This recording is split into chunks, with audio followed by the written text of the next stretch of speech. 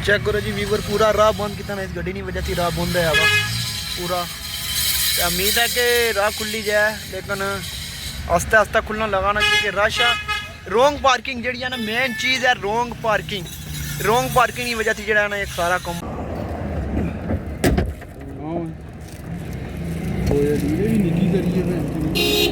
गनान साहब लिफ्ट ही अस बही गए अगर जुड़ना उपर हॉस्पिटल चेक कर सकने पुजी आए हैं तो हूँ अगर आना अस चेक का। बिस्मिल्लाहिर्रहमानिर्रहीम। हाँ जी वीवर मैं अली भट्ट सनी खिदमत हाजिर हाँ।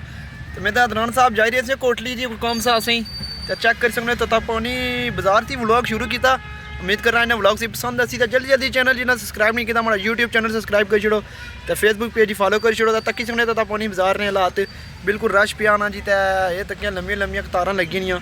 तो बिल्कुल तो पानी बाजार चो तो निकली है इस अगर तो पानी लैड़ी क्रॉस चो जाने से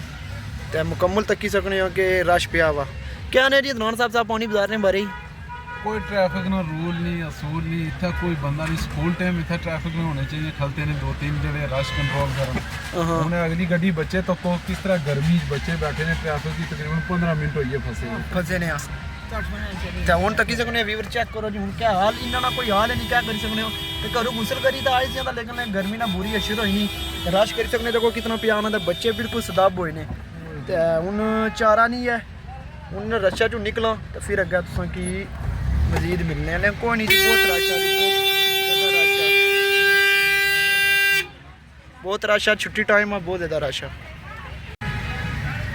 चेक करो जी वीवर पूरा राह बंद किया ना इस गड्डी की वजह से राह बंद है वा पूरा। तो उम्मीद है कि राह खुली जाए लेकिन आस्ते आस्ते खुलना लगाना क्योंकि रश है। रोंग पार्किंग जी ना मेन चीज़ है रोंग पार्किंग की वजह से जो ना एक सारा कम होया वा। रोंग पार्किंग की वजह से ना कि क्या हाल है उधर लंगो काम बंद है वा सारा। हाँ जी वीवर खुली है रास्ता तकरीबन 15-20 मिनट राह बंद रहा उसके बाद रास्ता खुली है तो हूँ अस जुड़ने लगे ने कोटली सरकार कोटली कहने जुड़ी ना तुम की तो फिर मजीद मिलसा चेक करी सकने निक्के बड़े खुश होने में व्लॉग बनाने उन्हें पता लगी होनी कैमरा मोड़िया ना तो थेंगे शेंगे सट्टे लगे ने तो बड़ा लेगा ली कि बहुत रश था गर्मी बहुत ज़्यादा ही है तो हल्का जा सिराना विजिट भी करा सा तो उसकी बाद तुम की फाइनली कोटली जुली आसा मिलसा। बिल्कुल जी वीवर रास्ते थोड़ा सा विजिट करो रियान ने मुकाम पर अस पुजी आए हैं जी। गर्मी बहुत ज़्यादा ही है लेकिन साढ़े कश्मीर का मौसम में इसकी अपनी ये बात है चेक करी सकने हो रियान थी जाने बहुत गर्मी है बहुत विजिट करो सो क्या ही मौसम है ज़बरदस्त। रियान दरबार थी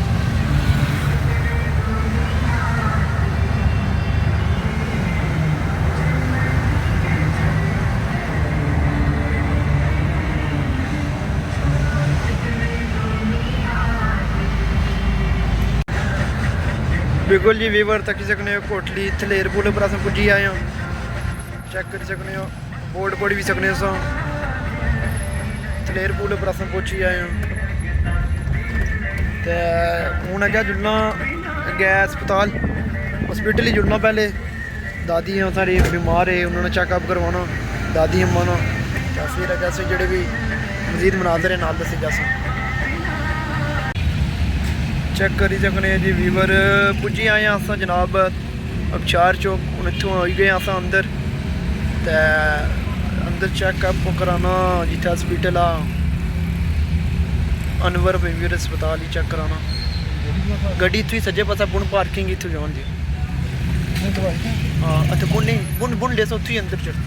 मतलब पार्किंग ही जान दी उत्थों जगह है ना चेक करी सकने जी बिल्कुल अंदर हूँ पार्किंग आई थी गड्डी पार्क करनी है चेकअप कराना है तो फिर नाल सो कि उसकी बात मिलने जान दी अगर बहुत बेशुमार जगह वो अगर खलासा उत्थों ही नाल उपर गेड़ा आप चढ़सा अंदर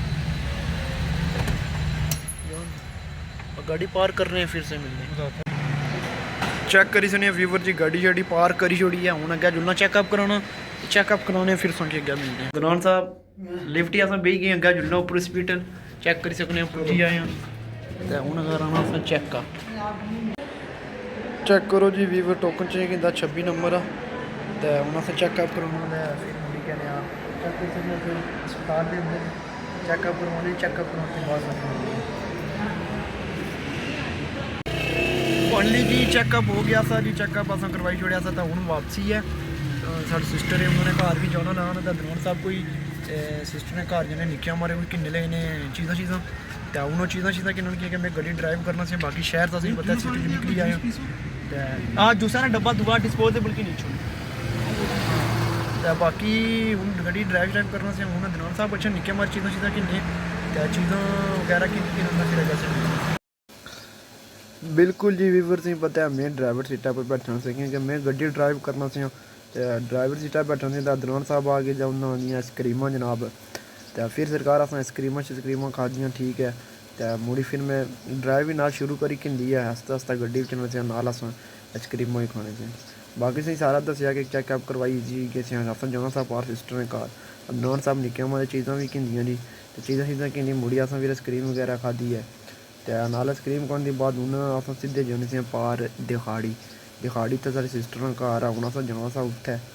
तो तक्की सकने अस उत्थे जाने लगे ने तो बिल्कुल जी मैं गड्डी भी ड्राइव करी रही बिल्कुल कैमरे से तक्की सकने तो बाकी है कि हूँ उत्थे जुल्ले उत्थे जुल्ली का जेह्ड़े भी बाकी गल आइसक्रीम नहीं की गया तो गर्मी बहुत ज़्यादा सी आइसक्रीम अस खोई लिखा दी यकीन मनो इतना मज़ा आया आइसक्रीम चेक करी जिन्हें फाइनली वीवर सिस्टर ने घर पुजी है गड्डी तको बैक पर अस पार करी छोड़ी है तो हूँ अगर जुड़ना अस सिस्टर ने घर थोड़ा जी घर आने भी करासा विजिट करासा थोड़ा सारा तो फिर उसके बाद जो कोई मामलात हो जाए नाल सुने शेयर किए जा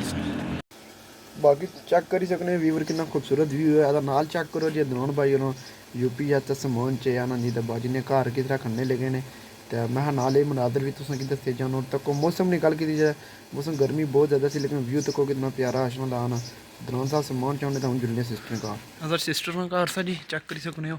सिस्टर ने घर अस फाइनली पहुँची आए हो चेक करो जी अस सिस्टर ने घर बाकी प्लस चेक करो व्यू बिल्कुल घर अस सिस्टर ने पुज्जी आए तो हूँ यह कि चेक करो जी थोड़ा जैसे विजिट करी छुड़ने मुकाने ना चेक करो हूँ इन्हें लगा मिलसा शिलसा फिर अगर मामला तय कितने जस हाँ पुष्पे